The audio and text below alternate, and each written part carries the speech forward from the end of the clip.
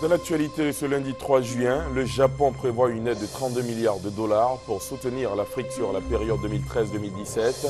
C'est la principale conclusion de la TICAD 5 qui a pris fin aujourd'hui. Le président ivoirien a aussitôt quitté le Japon pour la France.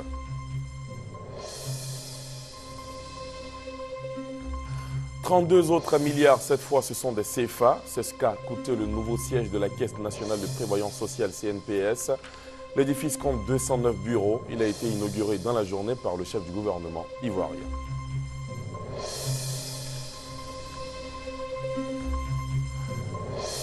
Et puis la Côte d'Ivoire au rang des 3 pays africains admis au code RSE.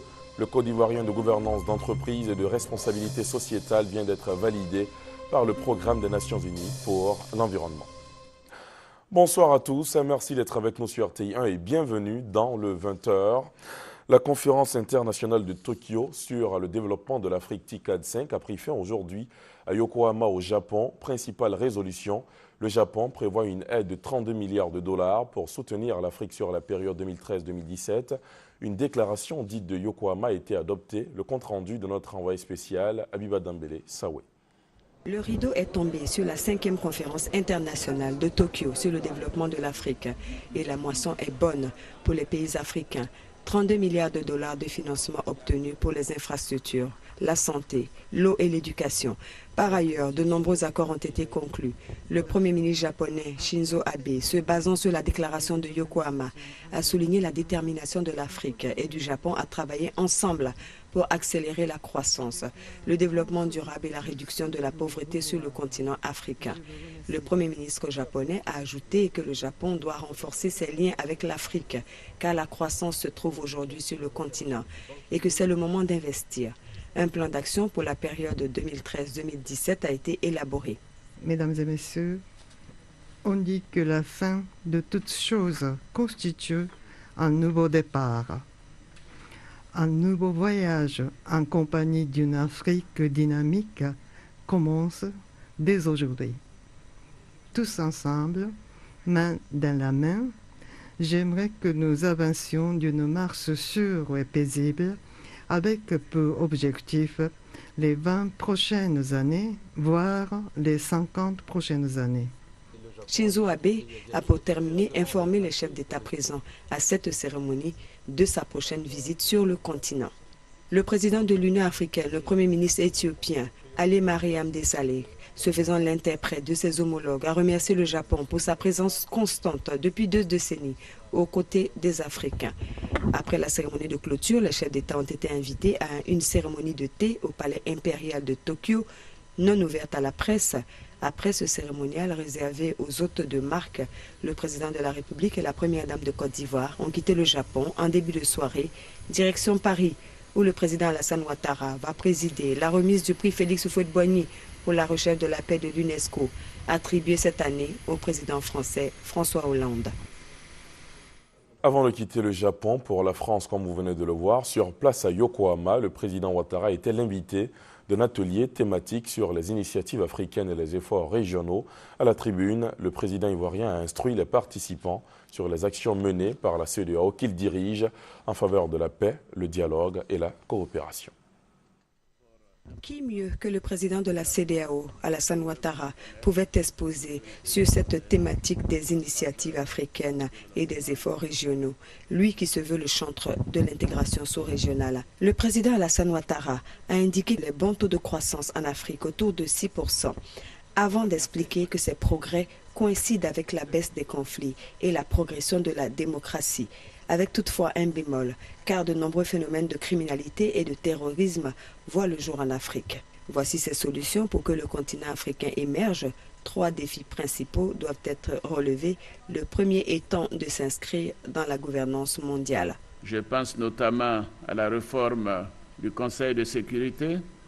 Pour notre part, relever ce défi, la TICAD devra appuyer résolument l'Afrique dans sa recherche d'une meilleure représentativité du continent dans cette instance internationale. Le deuxième défi consiste à doter nos organisations régionales et sous-régionales de moyens indispensables au maintien ou à l'imposition de la paix dans leurs espaces. La situation au Sahel et en particulier la crise au Mali est un exemple du besoin de soutien et de partenariat stratégique. Le rôle de la CEDEAO a été déterminant dans la mobilisation de la communauté internationale en faveur du Mali, marquée notamment par l'adoption par le Conseil de sécurité des Nations Unies de la résolution 2100 créant la MINUSMA. La CEDEAO a cependant été très vite limitée par le manque de moyens financiers et de capacités logistiques. L'Union africaine a été pour sa part également confrontée aux mêmes difficultés et la TICAD pourrait ainsi constituer un cadre pour mobiliser les ressources financières et nouer des partenariats stratégiques profitables à nos armées et à nos organisations. Enfin, il faut bâtir une paix durable indispensable pour la réalisation de grands projets d'infrastructure. Le président de la commission de la CEDEAO, Désiré Kadri Ouédraogo, a fait part de l'expérience de la CEDEAO, organisation créée en 1975, un exemple d'intégration réussie grâce à ses mécanismes basés sur la paix et la sécurité. Il a expliqué le principe de tolérance zéro face aux coups de force en citant les exemples du Mali et de la Guinée-Bissau. Conflit en voie de règlement. Pour terminer, le président de la commission de la CEDEAO a fait le point de l'appui du Japon qui a octroyé 120 millions de dollars au Mali pour la gestion des déplacés et l'amélioration de la situation des populations et les 6 millions de dollars accordés comme aide d'urgence à la CEDEAO, toujours dans le cadre de la crise malienne. L'autre temps fort de ce séjour japonais aura été la rencontre entre Alassane Ouattara et les Ivoiriens vivant au pays du soleil levant. Il leur a demandé de rentrer en Côte d'Ivoire pour contribuer au développement du pays. Abiba Dambélé-Sawé. Le président de la République, et c'est devenu une tradition, rencontre les communautés ivoiriennes dans tous les pays où il effectue une visite.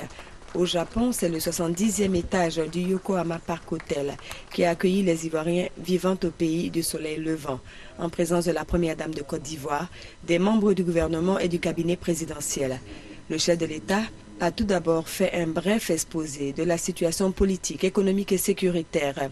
Il a indiqué que la Côte d'Ivoire avait retrouvé la paix et la stabilité et que tous les indicateurs étaient au vert. Le président Alassane Ouattara a exhorté les Ivoiriens résidant au Japon à rentrer au pays, même si les membres de cette petite communauté, pour la plupart, sont bien formés et bien intégrés au Japon. Le chef de l'État leur a détaillé les grands projets d'infrastructures routières et ferroviaires qui vont favoriser le commerce et l'intégration sous-régionale, de même que les chantiers de production d'énergie, avant d'annoncer le retour de la Banque africaine de développement à son siège d'Abidjan. Le pays va mieux que la sécurité est revenue. Le retour de Finiti Mabad à Abidjan.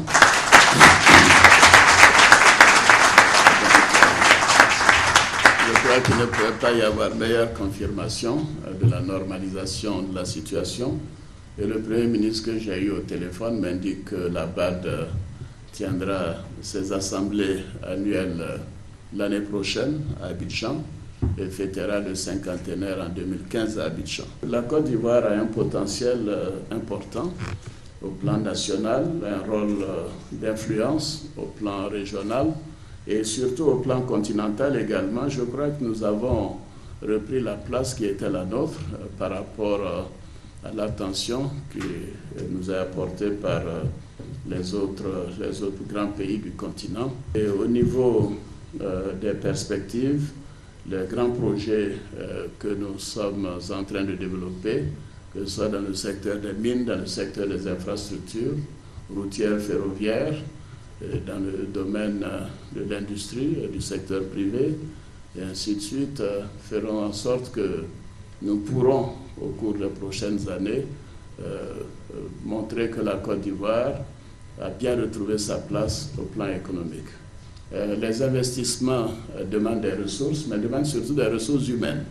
Et c'est pour cela que j'insiste sur la nécessité pour vous de venir apporter votre contribution.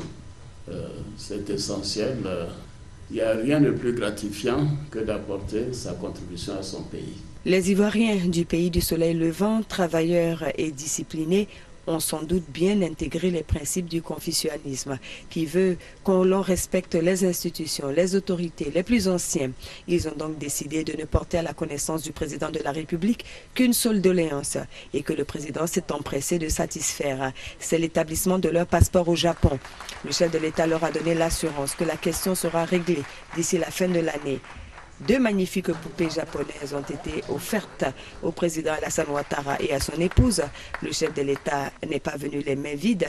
Il a offert 20 000 $ à l'Association des Ivoiriens du Japon, une communauté forte de 91 membres. Avant de tourner cette page, je rappelle que, aussitôt la TICAD 5 terminée, le chef de l'État ivoirien a pris la direction de la France. Le président Ouattara prendra part à Paris à la remise du prix Félix Houphouët-Boigny pour la recherche de la paix. Il sera attribué ce mercredi au président français François Hollande. Et puis ce communiqué officiel de la présidence de la République de Côte d'Ivoire, à l'invitation de son Excellence M. Denis Sassou Nguesso, président de la République du Congo, son Excellence M. Alassane Ouattara, président de la République de Côte d'Ivoire, effectuera une visite officielle au Congo du 7 au 9 juin 2013. Historique du fait qu'elle constitue la première visite d'un chef d'État ivoirien au Congo, cette visite sera une occasion privilégiée pour les 2 présidents d'aborder une série de questions d'intérêt commun, d'ordre bilatéral et multilatéral, notamment la redynamisation de l'axe d'amitié et de coopération Abidjan-Brazzaville, l'instauration d'un dialogue politique permanent de haut niveau sur les questions de paix, de sécurité, de développement économique et social, d'intégration africaine et de coopération internationale. Un nouveau joyau architectural offert à la commune du Plateau. Le chef du gouvernement ivoirien Daniel Kablan-Duncan a inauguré ce matin le nouveau siège de la Caisse nationale de prévoyance sociale CNPS. D'un coût de 32 milliards de francs CFA, l'édifice abrite plus de 209 bureaux. Alexis Ouedraogo. Rue du Commerce au Plateau ce lundi, une animation particulière, l'inauguration du nouveau siège de la Caisse nationale de prévoyance sociale, CNPS. Au rang des invités d'honneur, le chef du gouvernement ivoirien. Devant lui, tour à tour au pupitre, se succéderont le PCA, le ministre de tutelle et le directeur général de la Caisse. Bernard Ndoumi fera lui la présentation du nouveau joyau. Mais au-delà de ces murs présentés, c'est un esprit de confiance face au défi d'une Côte d'Ivoire en relance qui s'exprime, notamment face au sujet de la protection sociale dans le pays. Selon les récentes statistiques, un seul Ivoirien sur 10 autres a une couverture sociale, une situation que le gouvernement entend corriger très vite. Le gouvernement est engagé dans la prise de dispositions nécessaires en vue d'améliorer effectivement le système actuel de sécurité sociale, notamment par la création d'un système capable de prévenir la quasi-totalité de la population contre certains risques sociaux, notamment donc la maladie. Une donne demeure toutefois, le système de protection sociale coûte cher, très cher, et c'est très souvent que la recherche permanente de l'équilibre financier dans les caisses met à mal le processus. Une réalité prise en compte par la direction de la Caisse avec la construction de cet édifice. Daniel Kablan-Duncan a pour finir salué le travail abattu par tous les responsables de la structure. Il a annoncé des projets qui devraient rassurer les Ivoiriens, à savoir notamment renforcer les actions de la CEGRAE à la CNPS, en vue de permettre aux personnes du public ayant regagné le privé ou vice-versa de profiter pleinement de leur retraite. La rencontre a pris fin par la visite guidée des locaux. Je vous le disais en titre, la Côte d'Ivoire figure au rang des 3 pays africains admis au code RSE. Le code ivoirien de gouvernance d'entreprise et de responsabilité sociétale vient d'être validé par le Programme des Nations Unies pour l'environnement, le Centre pour la gouvernance d'entreprise et un cabinet international. Les précisions d'Adama Koné. Bonne nouvelle pour le secteur des entreprises en Côte d'Ivoire. Le pays fait désormais partie des nations disposant d'un code privé de gouvernance d'entreprise et de responsabilité sociétale. Une reconnaissance validée la semaine dernière dans un rapport publié par 4 structures internationales, dont le Programme des Nations Unies pour l'environnement. Une telle reconnaissance a sûrement des vertus pour le monde des affaires. Ce que la Côte d'Ivoire gagne à être citée dans ce rapport, c'est que le fait qu'on dise qu'en Afrique, il y a de bonnes pratiques de gouvernance d'entreprise et de responsabilité sociétale en Côte d'Ivoire, qu'il y a un code de référence qui existe, ça rassure les investisseurs étrangers. Les investisseurs institutionnels qui veulent investir en Côte d'Ivoire se rendent compte que c'est une question qui est prise en compte en Côte d'Ivoire. Parce que vous savez que les entreprises ont souvent des difficultés lorsqu'elles ne prennent pas en compte les bonnes pratiques de gouvernance ou les bonnes pratiques en termes de responsabilité sociétale. Je vous donne des exemples simples. Vous avez eu des entreprises ivoiriennes qui ont voulu avoir des partenaires étrangers, mais les partenariats n'ont pas pu se nouer tout simplement parce que lorsqu'on a demandé des rapports de gouvernance, ces rapports de gouvernance n'existaient pas. Et puis aujourd'hui, vous avez des institutions financières et même des banques privées, de plus en plus aussi, ça existe, en tout cas il y a quelques banques dans certains pays. Si vous ne pouvez pas fournir un rapport de gouvernance d'entreprise, que vous ne démontrez pas qu'il y a une bonne gouvernance chez vous, mais on peut ne pas vous faire le prêt. La Côte d'Ivoire rentre ainsi dans le cercle des 45 pays reconnus dans le monde, dont 3 en Afrique, ayant un code de gouvernance d'entreprise. Le code ivoirien a été conçu par le Centre africain d'expertise en gouvernance des organisations, CAGO. 72 heures de travaux pour réfléchir à l'interconnexion des administrations douanières de la Côte d'Ivoire, du Burkina Faso et du Mali. Une rencontre régionale pour discuter du projet vient de se tenir à l'école des douanes ici à Abidjan. Des représentants de l'Organisation mondiale des douanes ont pris part à la rencontre. Lassina Ouattara. Après le Ghana, le système informatique de la douane ivoirienne va bientôt s'interconnecter à ceux du Burkina Faso et du Mali. Cette rencontre à Abidjan entre fonctionnaires des douanes des 3 pays vise à préparer ce projet. C'est un projet dont l'aboutissement nous permettra, je dirais, de résoudre de grandes difficultés que nous connaissons en ce moment. Ici, nous attendons une chose et une seule, c'est de créer un cadre qui permettra une véritable intégration sous-régionale au niveau de l'UEMOA, mais encore beaucoup plus élargie au niveau de la CEDEAO. Ce résultat peut être atteint dans la mesure où l'interconnexion des systèmes informatiques des administrations des douanes de la Côte d'Ivoire, du Mali et du Burkina Faso va faciliter les procédures douanières entre les 3 pays. Elle va également participer à la célérité des échanges commerciaux et lutter contre la fraude. C'est pour cela que les représentants de l'Organisation mondiale des douanes à cette rencontre ont souhaité la mise en œuvre rapide de ce projet. Les importateurs et exportateurs de sachets plastiques ont 6 mois pour épuiser leur stock. La décision est du gouvernement ivoirien qui a fait le choix du biodégradable. L'information a été portée aux concernés par le ministre de l'Environnement et de la Salubrité urbaine. Alaquadio-Remy a aussi sollicité leur appui pour la collecte des sachets plastiques. Le reportage d'Evelyne Debazegua. Après plusieurs années d'hésitation, la Côte d'Ivoire a enfin fait le pas. Le gouvernement ivoirien a pris un décret portant interdiction de la production, l'importation, la commercialisation et la détention des matières plastiques non biodégradables, des matières qui mettent en 300 à 400 ans pour atteindre le stade de dégradation et qui ont un impact sur la santé des populations.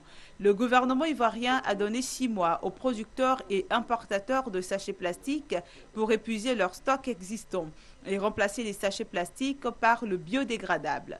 Le ministre de l'Environnement et de la Salubrité urbaine, Rémi Alaquadio, qui a rencontré les producteurs et importateurs de sachets plastiques pour les sensibiliser, a indiqué que le gouvernement sera intransigeant. Nous serons donc très sévères sur cette affaire, parce que ça coûte très cher à la Côte d'Ivoire.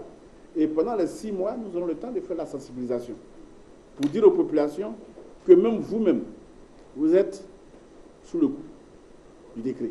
Vous n'avez pas le droit de détenir des sachets plastiques.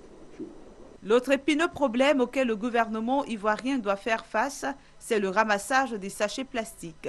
Selon le ministre Rémi Alaquadio, il faut entre 1 à 2 ans pour débarrasser complètement la Côte d'Ivoire de ces sachets. L'État demande donc le soutien des producteurs et importateurs de sachets plastiques pour le recyclage ou la destruction de ces sachets. J'en viens à ce fait pour le moins surprenant, un immeuble construit près des rails. La découverte a été faite par les responsables de l'entreprise d'exploitation des chemins de fer. Le trafic sur l'axe en question a été aussitôt arrêté en attendant de trouver une solution. Lassina Ouattara.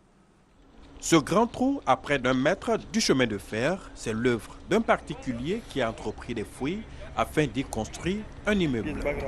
Les responsables de la société qui exploite le chemin de fer en Côte d'Ivoire sont encore surpris d'un tel acte.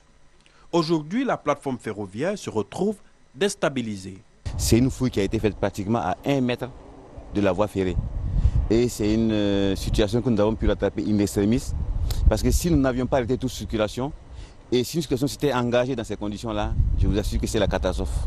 Devant la gravité des faits, la société a interdit tout chargement et toute circulation sur la voie numéro 11, perturbant ainsi les activités. Sur le plan exploitation, c'est une voie qui a une capacité d'accueil de moins 12 wagons. 12 wagons et actuellement la voie étant fermée, vous imaginez les conséquences pour la formation des trains, pour le chargement des trains voyageurs aussi, qui est aussi perturbé et reporté sur d'autres voies de la gare. Pour l'entreprise, il s'agit de reconstruire totalement la plateforme et ces travaux vont prendre plusieurs semaines et occasionner des dépenses supplémentaires.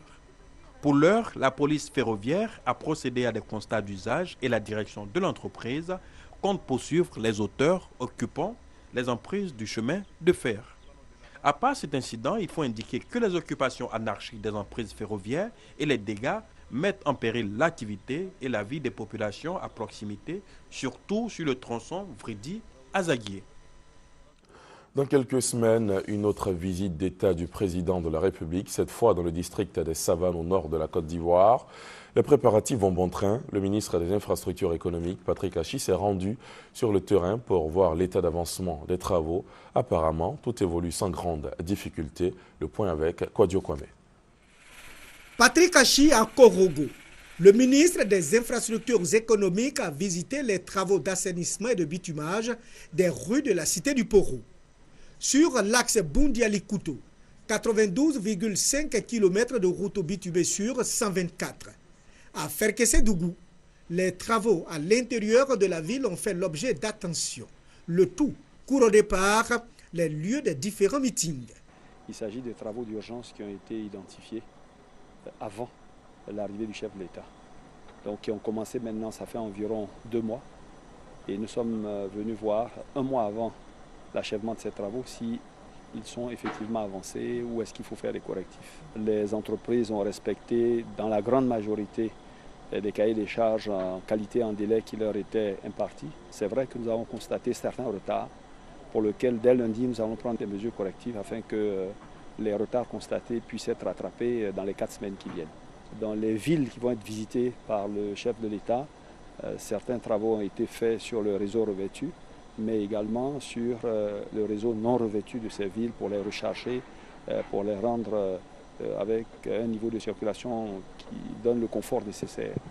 Et il y a également des réseaux interurbains, donc vous avez vu entre Bundiali et Korogo, vous avez également entre Bundiali et Ferké, et vous avez également, c'est jusqu'à Wangolo, à la frontière, puis il y a le tronçon également de Kanaolo à Korogo, mais il y a surtout ce tronçon sur lequel nous sommes actuellement, qui part de Ferké en passant par Tafiré pour aller vers Katiola jusqu'à Boaké et Amsokro, sur lequel on travaille déjà depuis un moment et pour lequel, là également, au cours des 4 prochaines semaines, la totalité des travaux doivent être achevés. S'agissant de l'approvisionnement en eau, des équipements modernes ont été acquis pour une meilleure fourniture. Dans l'ensemble, le ministre a quitté la région sur des notes de satisfaction. Les transporteurs de Côte d'Ivoire ont décidé d'assainir leur environnement et d'améliorer leurs conditions de travail. Ils annoncent d'ailleurs une campagne de sensibilisation sur l'alcool au volant et la courtoisie avec la clientèle. Le Conseil national se dote de nouveaux textes. Ils ont été adoptés au cours d'une assemblée générale. Elle a vu l'élection de M. Vassidiki pour un mandat de 2 ans. La ministre ivoirienne de la Communication a échangé cet après-midi avec l'ambassadeur des États-Unis en Côte d'Ivoire.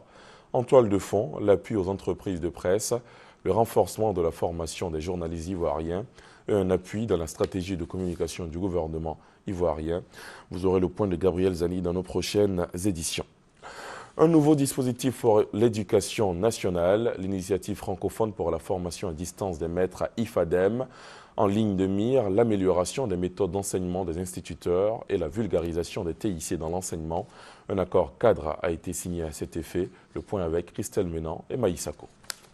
Améliorer les méthodes d'enseignement par la mise en œuvre de dispositifs de formation à distance grâce aux technologies de l'information et de la communication pour l'éducation. C'est l'objectif principal de l'IFADEM, initiative francophone pour la formation à distance des maîtres. La signature d'un accord cadre a eu lieu le 31 mai entre l'Organisation internationale de la francophonie, l'Agence universitaire de la francophonie et le ministère de l'Éducation nationale et de l'enseignement technique. Étaient présents les ministres et représentants des ministres de l'Éducation nationale du Niger, du Bénin, du Liban, du Burundi, de Haïti et de la République démocratique du Congo. Cette initiative permettra progressivement de renforcer les capacités de près de 96 000 enseignants sur le territoire ivoirien. Le dispositif intégrera aussi la formation des nouveaux instituteurs.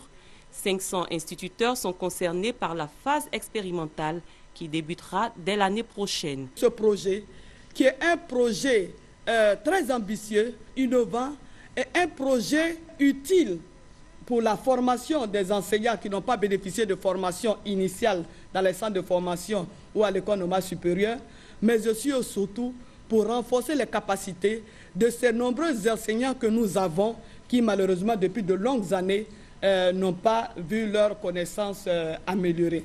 Né sous l'impulsion des chefs d'État lors du 11e sommet de la francophonie de Bucarest en 2006, l'initiative propose un dispositif adapté à chaque pays. Près de 10 000 enseignants ont déjà été formés au Burundi et au Bénin. L'expérience est avérée positive en termes de progrès pédagogique des élèves. En éducation toujours, les élèves du lycée moderne Aris Dadjamé ont désormais leur bibliothèque. Sur initiative de la Caravane du Livre, cette nouvelle bibliothèque va permettre à ces enfants de s'occuper par la lecture à des heures libres. Les explications de Doigt des Lasers. Plus de 400 ouvrages pour les élèves du groupe scolaire de Kragui 1 et 2 dans la sous-préfecture de Méagui. Un don de la première dame de Côte d'Ivoire, Mme Dominique Ouattara, pour renforcer la documentation des deux établissements scolaires. Selon Asita Sissé, responsable de l'éducation-formation au cabinet de la donatrice, il s'agit de contribuer à la lutte contre l'exploitation et le travail des enfants. L'objectif est de retirer des plantations les enfants de cette localité et les occuper sainement au moyen de la lecture. Il faut pour cela l'implication des parents. Message similaire délivré par le sous-préfet de Méagui, Léon Zéré Seri. Il a exhorté les enseignants à faire bon usage des ouvrages reçus afin de relever le niveau des résultats scolaires. Dans la localité de Méagui, zone cacaoyère, la lutte contre le travail des enfants est au cœur des actions du comité de surveillance des actions de lutte contre l'exploitation et le travail des enfants. Le forum de la coalition des femmes leaders s'est achevé ce week-end sur une note de satisfaction pour les participantes et organisatrices. Elles se réjouissent d'avoir partagé leur expérience sur le leadership avec leurs sœurs des pays de la sous-région et réclament 50% dans les postes de décision. Honorine Nigori. C'est autour du thème paix et développement, défi majeur pour l'Afrique, le rôle de la femme que s'est déroulé ce forum durant 3 jours. Objectif, d'abord, inciter les femmes à s'engager résolument dans le processus de paix de leur pays, car sans la paix, il n'y a pas de développement. Ensuite, les inviter à être leaders dans leurs différents secteurs d'activité, entre autres informels, judiciaires, politiques, secteur privé, secteur public et surtout dans les instances dirigeantes. Pour les participantes, ce forum a été bénéfique. Nous avons été également édifiés parce que nous savons que nous aussi dans notre pays, nous avons cette ambition de devenir un pays émergent. Nous sortons de là vraiment enrichis. Qu'il s'agissait de la Côte d'Ivoire émergente en 2020, la contribution de la femme ivoirienne. J'ai approuvé et j'ai accepté ce thème, surtout par rapport à l'autonomisation de la femme. Pour la présidente de la coalition des femmes leaders, Leaders 2013 a porté ses fruits, même si beaucoup reste encore à faire. Le premier enseignement que j'en tire, c'est la motivation des femmes et leur engagement. Et leur sentiment que peut-être le temps de la revendication est terminé, il faut vraiment se mettre à l'œuvre. On ne peut pas être dans un forum de femmes si la question du quota n'apparaît pas. Nous avons demandé 50%. Au cours d'un gala, les femmes leaders de la jeunesse, des pionnières et bien d'autres dans leurs différents secteurs d'activité ont été primées. En bref, l'ex-président ivoirien Laurent Gbagbo devra encore patienter. Les juges de la Cour pénale internationale CPI demandent des compléments d'information au procureur sur les accusations avant de décider de l'ouverture ou non d'un procès.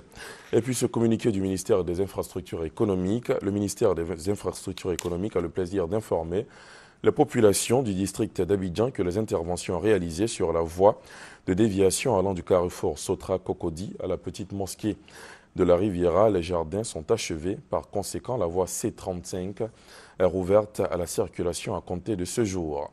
Avant de refermer les portes de cette édition, rappelons que la conférence internationale de Tokyo sur le développement de l'Afrique TICAD 5 a pris fin aujourd'hui à Yokohama au Japon. Principale résolution, le Japon prévoit une aide de 32 milliards de dollars pour soutenir l'Afrique